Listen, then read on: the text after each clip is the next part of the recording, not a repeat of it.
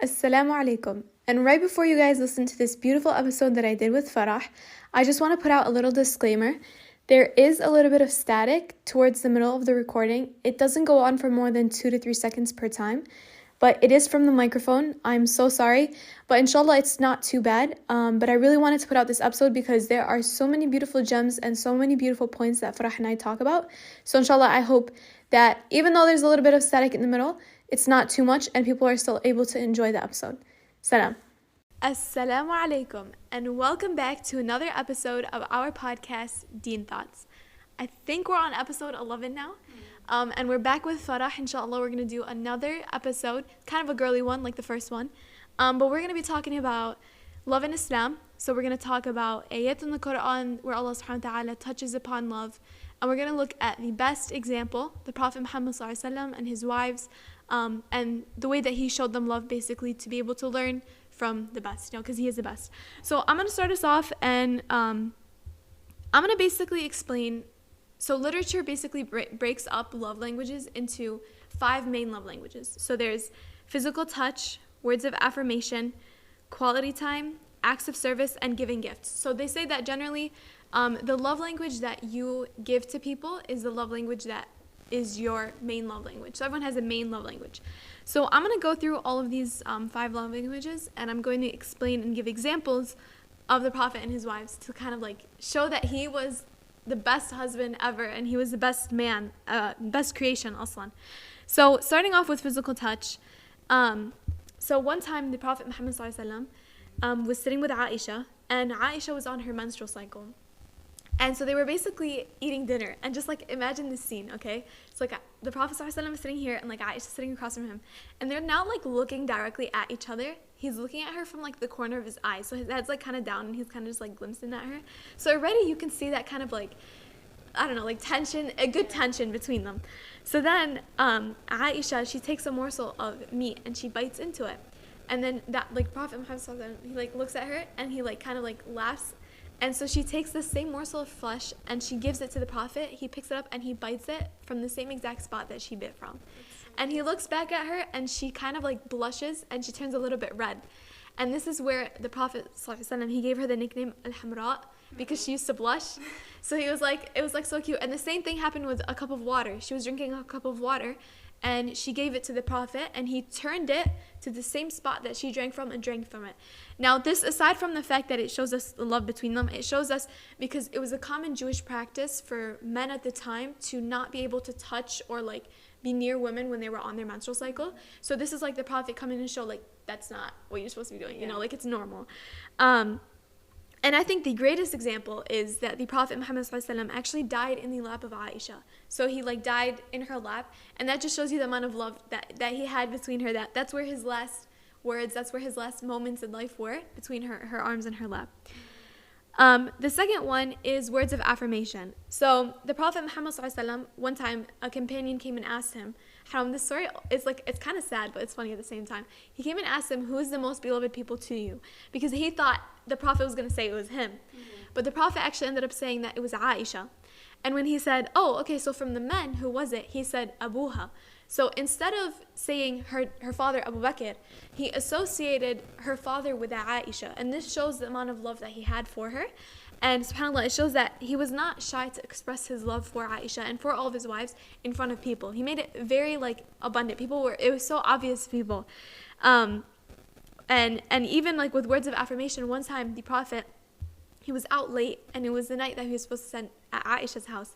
And as he was coming in, he instead of like knocking on the door and telling her to open, he was locking up to the door and he was calling her by her nickname Aish. And so this generally, like, instead of like being so defensive and like, oh, I was out late, you know, like whatever, just the way that he used to diffuse situations, sallallahu alaihi wasallam, like he was calling her Aish, like that's such a cute like nickname, you know, just to like soften her heart and like to get her to incline towards her. And of course she like opened up the door. So it just shows you like this, I don't know, this beautiful thing. And one last one, go ahead. Rather than like, you know, the girl being like mad and then the guy getting mad and the situation escalating, like he was just like more loving in the situation. That's which true. Is such like a good example because like she obviously opened the door eventually, you know, but yeah. It's the best way to deal with the situation, and he knew it, subhanAllah.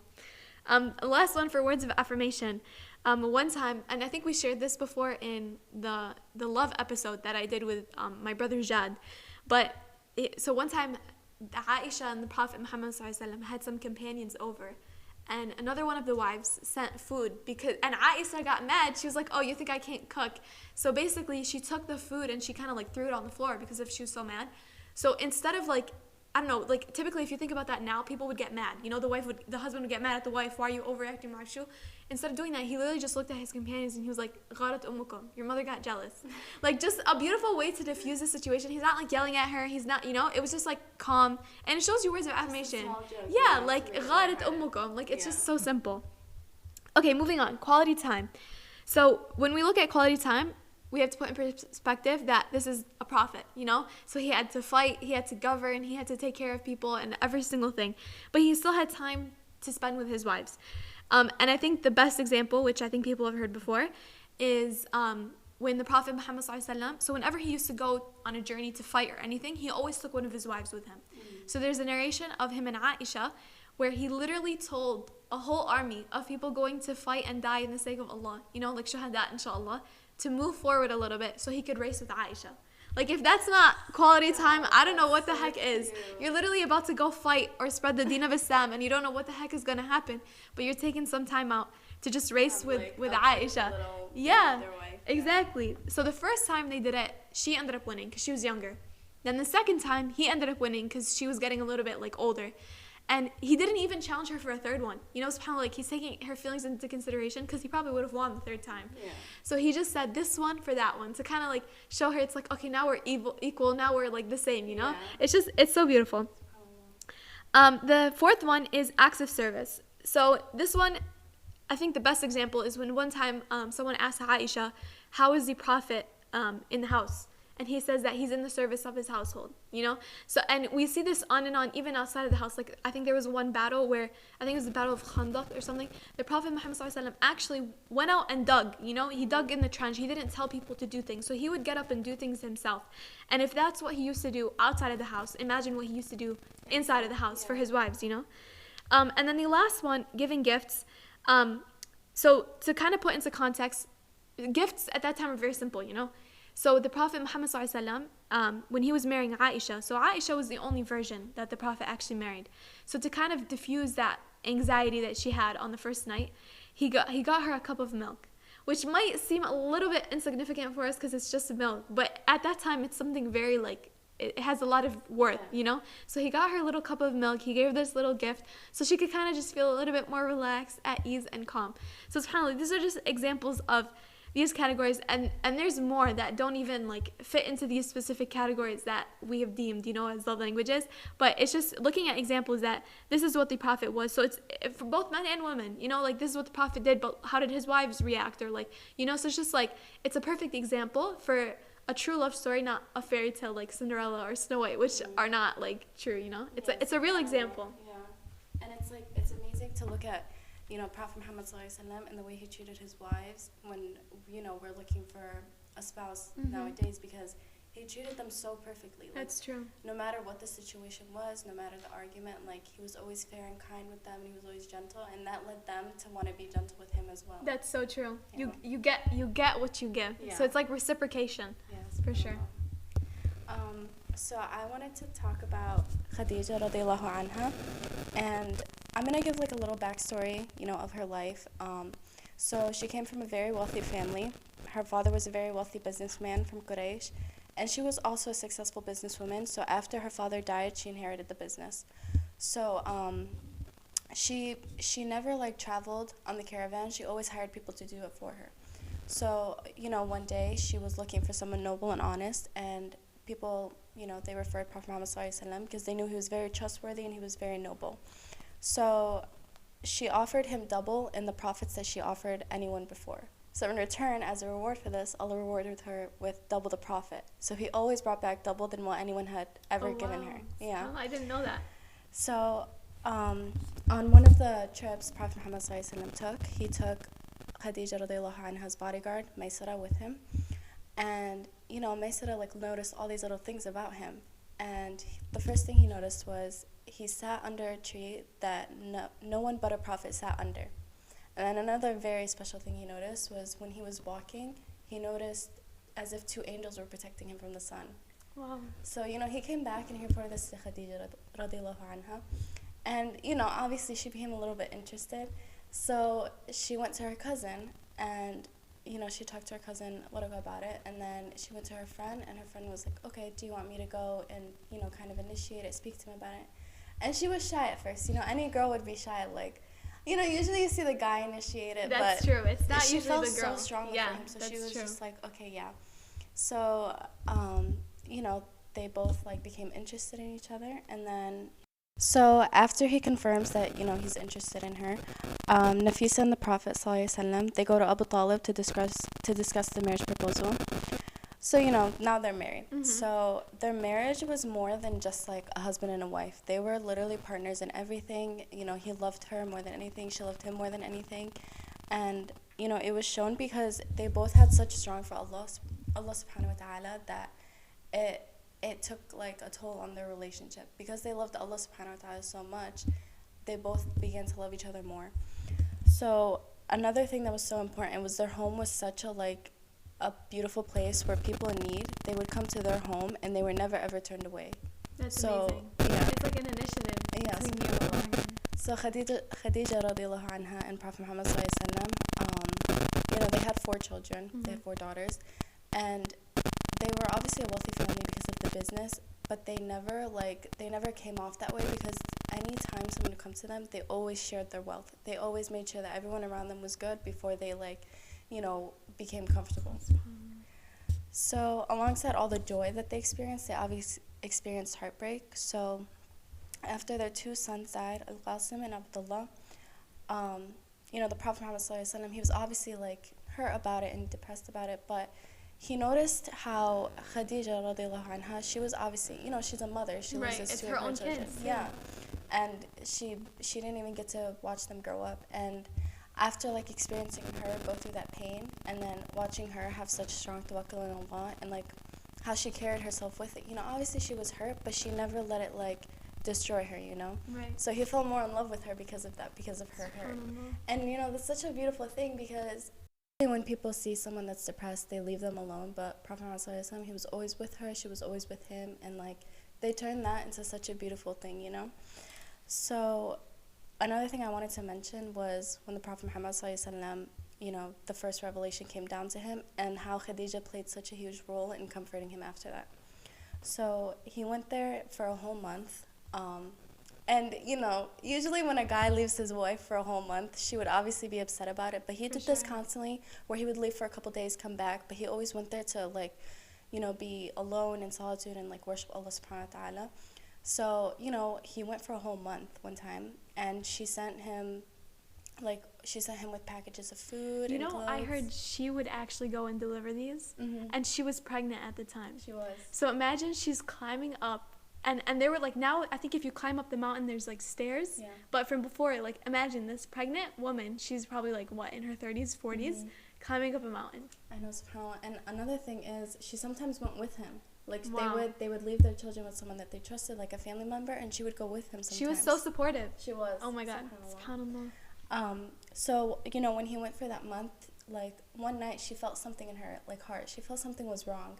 So she waited, and then Prophet Muhammad sallallahu alaihi wasallam comes through the door and he's shaking. So after he comes in, he tells Khadija radiallahu anha, he's like, cover me. And she covers him, obviously, and instead of being scared, she waited for him to calm down a little, and she was a strong one. Yeah. She asks him what happened, and he tells her what happened, in Cave Hira. And this was when the angel Jibreel came down to Prophet Muhammad sallallahu alaihi wasallam. He tells him to Iqra 4 times, and after the 4th time, he tells him what to say. So he recites the first 5 surahs of Surah Al-Alaq, and then obviously that's going to shake him up a little bit, a very handsome man comes down out of nowhere, you've never seen this person before, and you can't read or write. Yeah. And he's telling you to read or write. Which is such an honor because, Allah subhanahu wa ta'ala sent down the revelation to Prophet Muhammad sallallahu alaihi wasallam, a person who cannot read or write, mm-hmm. to pass the message along to everyone. That's true. So you know beautiful. why he wasn't able to read and write? So it was to further show that it's not his words. Yeah. It's from Rabbul Alameen.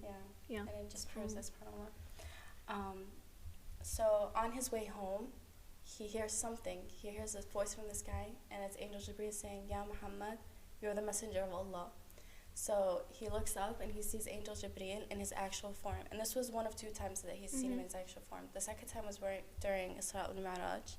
So, you know, he sees an angel with 600 wings and like gems and jewels.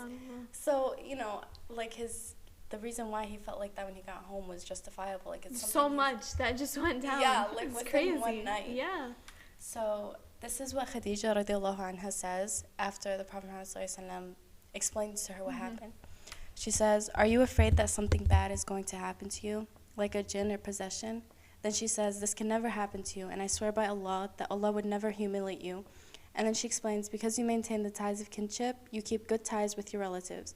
You are honest in your hadith, and you carry the burden of those people facing difficulties. And you help those people in need. You are good to the guests, and you host them in an honorable way. And you are there for them, and you help them." So she basically gave him a short summary of who he is as a person to comfort him, you know? Yeah.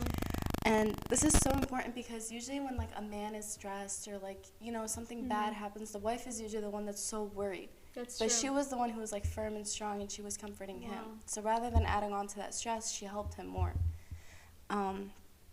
So this just goes to show how she was always like, not always, but you know, one of the first people to hear the revelation come from the lips of the Prophet Muhammad sallallahu alaihi wasallam. She was there for him to help him spread the message, and then this led to, you know, both of them becoming humiliated because the people of Quraysh, you know, they didn't believe in it, and this was the time when they were all worshiping stones. Yeah.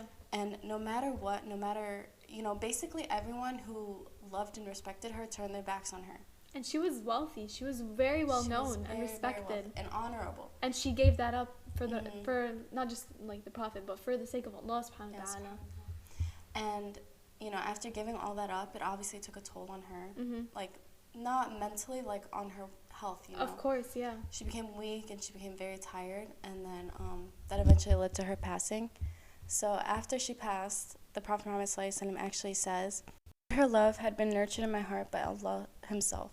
So he felt like, you know, he was blessed to be loved by her, which is so beautiful because he took that as a blessing from Allah subhanahu wa ta'ala, not just as something, you know, that was good for him in his life. Like, like everything that she did for him, everything she supported him in, it was just a blessing from Allah subhanahu wa ta'ala. SubhanAllah. And you know, like, even after she had passed away, like, there's narrations of, like, Aisha, one time, Aisha and the Prophet, they got into a fight, which shows you that there are, like, goods and bads in all relations, even the relation of the Prophet and his wives.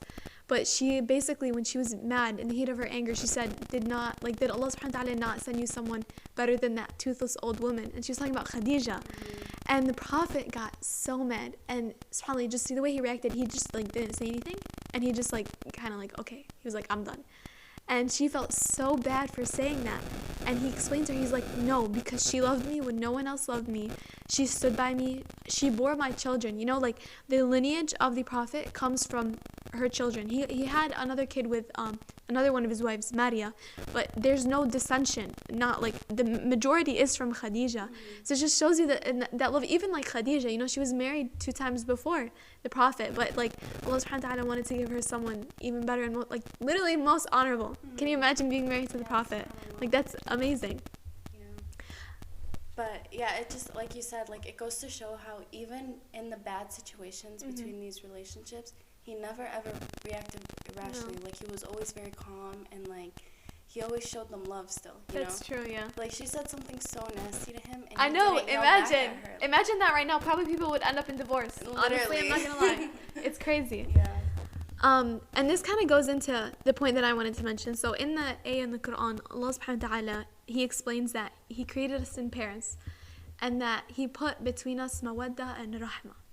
And this point is honestly shown in these stories that we're talking about. So mawadda is a form of love that you act upon. It's a very strong form of love that comes with action. So it's not just saying I love you, but it's like I love you, so I'm going to help you with this. I'm going to do this for you. And then rahma, we know, is mercy. So the reason why Allah subhanahu wa ta'ala said mawadda and then rahma in that specific order, because we know everything in the Quran has a reason. You know, we see this so often now. When people first get married, there's that honeymoon phase. You know, that phase where the woman and the man forgive everything. You know, he's perfect, he's amazing. Or even when like you meet someone, you're so caught up in the fact of fantasizing your future that you don't really realize if you're going to be compatible or not. You know, like you don't really realize, does this person share the same morals? So when that honeymoon phase goes away, that's when the problems start. That's when you realize, I don't like this guy. We're not actually compatible. And that's usually what ends up happening in divorce. And the divorce rate right now is high. It's super high. So when Allah subhanahu wa ta'ala says mawadda and rahmah, Allah subhanahu wa ta'ala, with His infinite majesty, understands that love is going to rise and fall in a relationship. And it's not going to disappear, but it's going to mature. It's going to grow in a different way.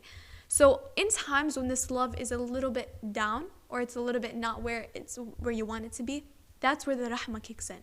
So you don't treat your other person, you don't treat your significant other any differently. You don't disrespect them. You don't take away their rights just because you don't feel quote unquote love, because you still have that rahmah. This is a contract, and it's similar. Like if someone cannot give Allah subhanahu wa ta'ala His rights, if a man can't pray, if a man can't do what he's supposed to do, same thing for a woman. If he can't give Allah, which the reason we were created was to worship Allah, then you really think He's going to be able to give you your rights? Exactly. But the reason that He would give you your rights is because of this ayah. And who's really going to have this understanding? A person who knows their religion. Like, why do we respect our parents? Because we know of the great virtue and the great benefit that comes with it. Mm-hmm. And we know that this is what Allah subhanahu wa ta'ala legislated upon us. Mm-hmm. The same thing is for a marriage. Why would a guy respect you and care for you and actually get up and help you? It's because if he knows of the virtue. Like, a man isn't just going to normally want to clean. But he'll know the great virtue that comes with that. Or I think even there's like a hadith about, I don't know, something mentioning about the virtue of doing that. So it's just like, if a man doesn't have deen, or if a man has deen but you kind of undermine things, or even like when women end up marrying people of different religions, it's like everything in this world is created, even love. So it's Allah subhanahu wa ta'ala who placed that love between you, and out of His rahmah He's going to take it away, because He doesn't want this relationship to be the way that you end up for the rest of your life. Like, you want someone who's going to help you, bring you towards the deen, not bring you away. And that's the concept that you need. It's like important to find someone who's got deen, because He's going to know how to treat you like this, and Allah subhanahu wa ta'ala is going to nurture this relationship. You know, I heard one time actually that when a husband and a wife, and this kind of goes to our first story, they look at each other through, like, with love, like with the Prophet and Aisha when they were looking in the corner of their eyes, Allah subhanahu wa ta'ala looks upon them with rahmah. Like, that's just a virtue of marriage and having, but who's going to be able to do that with you? A guy who knows his deen, a guy who knows your status. You know, we talk about women in Islam. A guy who knows how precious you are, you know? Yeah. And another thing is, like, a lot of people, you know, they think that, you know, girls just want, you know, flowers and I love you. But when we look at stuff like that, like how the Prophet ﷺ, he always took care of his wives, like, mentally and physically. He was always, like, nurturing them with the smallest things, and they took that as the biggest form of love. That is so true. That's true today, because when we look at love, like, for example, with our families, when they do something small for us, you know, it's such a big deal to us. It makes a big difference. Exactly. Yeah. And I know how you were mentioning how you look at a guy with deen. I think another thing that's important to look at is how he treats not only his family but his friends. That's true. How he loves other people around him, because those are the people that have been around him forever. And you're someone new coming into his life, like, yeah, like the honeymoon phase, it'll be nice, it'll be cute, but once that all goes away and you're around him constantly, like, I feel like his true colors will start to come out. That's true, yeah. So that's why it's always important to pay attention to how he treats his mom, how he treats his dad, his siblings, his friends, because the love that he shows them will just reciprocate to the love that he shows you. That's true, yeah. Like, you're not gonna be any more special than them, you know? Unless he truly knows his deen, and unless he truly knows how to respect you and love you. That's so true. Powerful points, wallah. Yeah. So another important point to mention is, like you guys mentioned in your previous podcast, loving someone for the sake of Allah. When you love someone for the sake of Allah, Allah will bless that relationship, you know? And loving someone for the sake of Allah means obviously Allah subhanahu wa ta'ala is who you put above everything else. And then when you do that, only barakah will come into the relationship. And same for the other person. If they love you for the sake of Allah, Allah will only send barakah upon that relationship. And those people who love someone for the sake of Allah, they're going to be under the shade of Allah on the Day of Judgment. And there's going to be no one else on that shade. If people want to learn more about love and love relationships in Islam and everything, go check out our episode's called Essence of Love. I'm not sure what number it is, but it's a really good one. Yeah, it's really good, mashallah. Another important thing to mention is the right way to start off the marriage. So the most important way to start it off is by, obviously having a halal wedding. Foundation. Yeah. I always like to say it's like a building. It is. Okay, if you're building, you have. Okay, I'll let you explain that. So it's kind of like planting a seed, When you do something like when you have a haram wedding, with music, mixed settings, all of that, it's like planting a bad seed. And when you plant a bad seed, obviously that tree is gonna grow rotten. So it's like when you start the foundation off wrong, there will be like little to no barakah in the relationship, true, yeah. which is why it's so important and so scary because it's such a normalized thing nowadays to But have. It's the rest of your life. Like, people underestimate this is going to be the relationship that you're living with for the rest of your life. And people always use the argument of, well, it's only one day. Exactly, one day can make such a huge difference on the relationship. And not only that, like the people who are coming to the wedding, like weddings nowadays are big, people that you don't even know are coming. That's true, yeah. And you're letting them see, you and your husband together for the first time, you looking the most beautiful, like, and there's men there. It's just, it's not the right thing to do because you're basically like putting your relationship at risk. That's by true. doing that. Yeah. And I think a lot of people, when hearing this, aren't really going to like how maybe that we mentioned this. But this isn't our opinion. This isn't me and your opinion. This is the opinion of Allah subhanahu wa ta'ala. Like, and we talked about this a little bit in our other episode, but the fact that free mixing is haram in Islam. So it's like, it is a cultural practice, and sometimes you can't control if it's like not your wedding. But we're saying it's at least something that we should know of, because at least I didn't know about it, and I think for sure like you probably didn't know about it. So when you do know about it, it's like now that you have the information, you can either take it or leave it. But this isn't our opinion, it's the opinion of Allah subhanahu wa ta'ala. So it's like it's a hard pill to swallow, because I think everyone always looks forward to that wedding day where it's like big and massive and crazy. But it's just like, remember, I think also like everyone who's coming to your wedding, especially if you're doing like mixing and listening to music and dancing, essentially if you're the one that's doing the wedding, you're gonna get the sayyat of all the people there as well. So it's like you're starting off the relationship with abundance of sayyat, probably abundance of debt, because the wedding is gonna be so expensive too. And it's just like, and it's not worth it, like there's so much more that you could be doing with that money, like. That's true. Exactly. And I always hear that people, when they have big weddings like this, they actually don't enjoy it. They never because do. You're so stressed out. Like, Exactly. Did this go right? Oh my God, the food was like, It's more of like a people pleaser. It is. And it is. Why are we trying to please people when we could have literally just been pleasing Allah subhanahu wa ta'ala? That's true. And when you have, by learning this, now you're going to have a God consciousness when you're, you meet someone good for you and you both have good deen. Why would you put why would you put all of that at risk just by doing this for one night, It's not worth it. It's not even a night. Yeah. It's like, 4 or 5 hours. Literally. And it's stress for 4 or 5 months before. And it takes like months and months and months of planning for something so insignificant. And actually, a marriage should be so insignificant that, people don't know about it unless you announce it. That's true, yeah. Yeah. Or unless there's like a wedding band on your ring. Even the process of marriage should be something that's very simple. Like, even the Prophet Muhammad ﷺ, he mentions that the best women are those that have the lowest mahr. I'm not telling people don't have mahr, because mahr is important, but it's just like, that just shows you how simple, easy. It should be very easy. Now I don't want people to think that this means your wedding is going to be boring, because if anyone needs idea, we've been thinking and talking about this, you can still have a very fun halal wedding that is not haram. Like, there's so many things that you can do, and subhanAllah, trust me, when you put that intention to make it halal, Allah will make it the funnest night of your life. Exactly. I rest assured you, because Allah only gives you something better than that which you left off. So it's a win-win situation. SubhanAllah. And when you think about it, it's something that can be so beautiful. Like, having a dinner with your closest friends and your closest family. And, you all just come together to share like a beautiful moment. And it's not something where you're planning something so huge that you're not even enjoying it in the moment. That's true, yeah. I know so many people that, not for the sake of Deen, but they cancel off their wedding because of the stress or the debt. Like, girl, I'm telling you, take that money, go travel to the Maldives, go travel to Bali, do whatever the hell you want. Yeah. Even like, honestly, imagine like you take this money and you go, you do a honeymoon and you get your mahr. But with that extra money that you would have spent like for a wedding, imagine you start off your marriage traveling with your husband to Africa, or maybe Africa's a little bit unrealistic, but to somewhere like that, a country where you can build a well. You can do some sort of sadaqah jariyah for your marriage. Like, imagine the amount of barakah that's going to be in your relationship that you start, or go to Hajj, bro.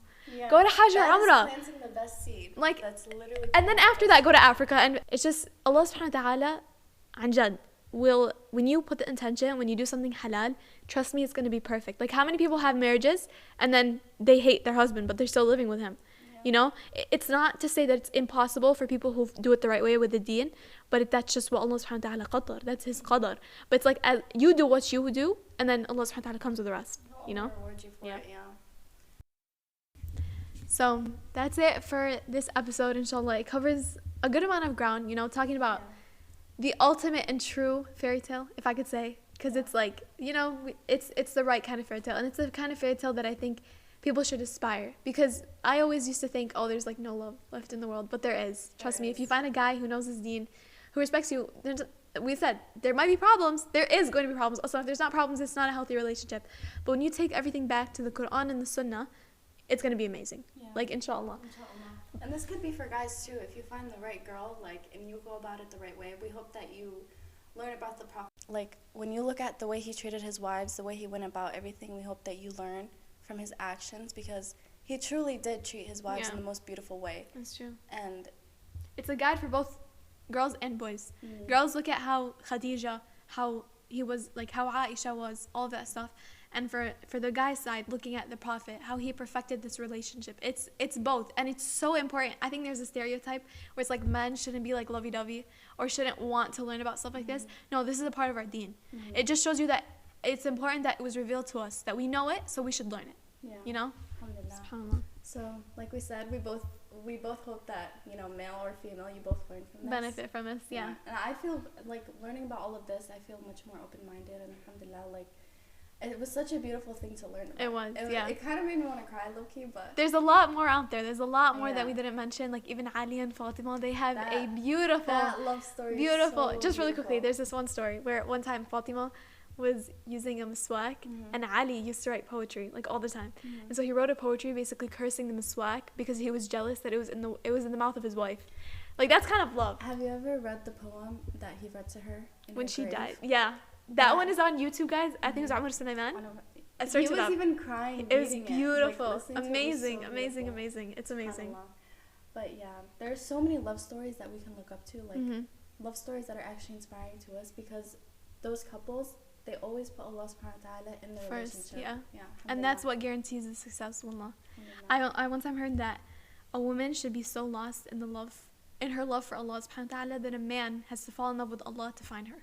That's so cute. And that's the kind of relationship that, inshallah, we hope to aspire, we hope to, like, get people encouraged about when they see this. Because people have this conception that the religion is boring, that the deen of Islam is boring because everything's haram. But trust me, when you are in a relationship and he doesn't respect you, or you're, like, running all around and he doesn't care for you, that's not the kind of relationship that you want. The kind of relationship that you want is coming from the deen. So you got to stick to it. You know, you can't expect one thing and then not go about the right way to get it and expect to get it. You know, if you want it, you gotta sacrifice for what comes for it, you know. But it'll be amazing at the end, inshallah. May Allah grant us all righteous spouses. Ameen. Ameen. Tayyib, that is it for this episode. We hope you guys enjoyed, and we'll see you guys on the next one, inshallah. Inshallah. Assalamu alaikum.